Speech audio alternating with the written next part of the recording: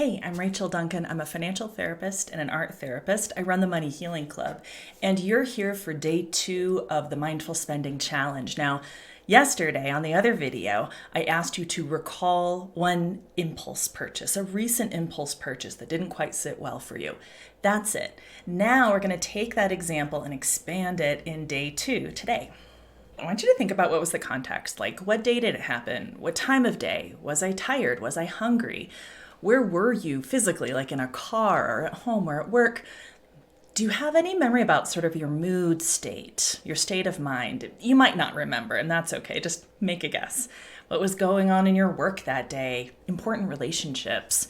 What part of your cycle were you on if you menstruate? If you follow the moon, what moon phase was it? Anything that feels relevant for that context. As you kind of like build that picture and that memory of what was going on when you decided to impulsively buy something, even deeper, what was the want beneath the want? Like, given all that was going on for you that day, what was the want beneath the want? What was that impulse purchase trying to get for you? And you might think that there is nothing, but really there's always something. There is always something that we are yearning for, something that we were sold on that meets sort of an existential need. So here are some common wants that I hear all the time.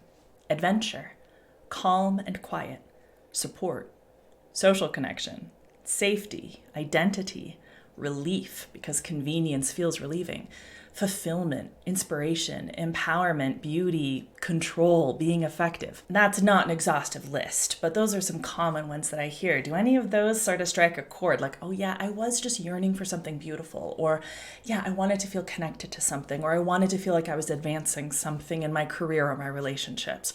So what was that deep want with that recent impulse purchase? Okay, with that understanding in mind, I want you to set your hand somewhere that feels loving, soft, and compassionate. It could be on your body, it could be on a piece of clothing or an object, or nowhere at all.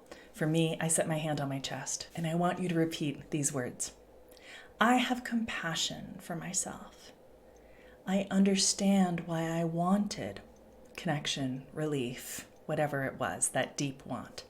I have compassion for myself. I can understand how I wanted blank. Give that a try. So if you're having any trouble identifying what was the want beneath the want of that eyeshadow or that concert ticket or that trip that I bought spontaneously, let me know. I am happy to unpack this stuff with you. You can email me or comment below. And if this money stuff is just feeling tough, mysterious, any of that, and you'd like some more guidance, I want to invite you to check out the Money Healing Club. It's my weekly support group. We unpack all the stuff we don't talk about when we talk about money. And impulse spending is probably one of the biggest themes that we talk about in the club.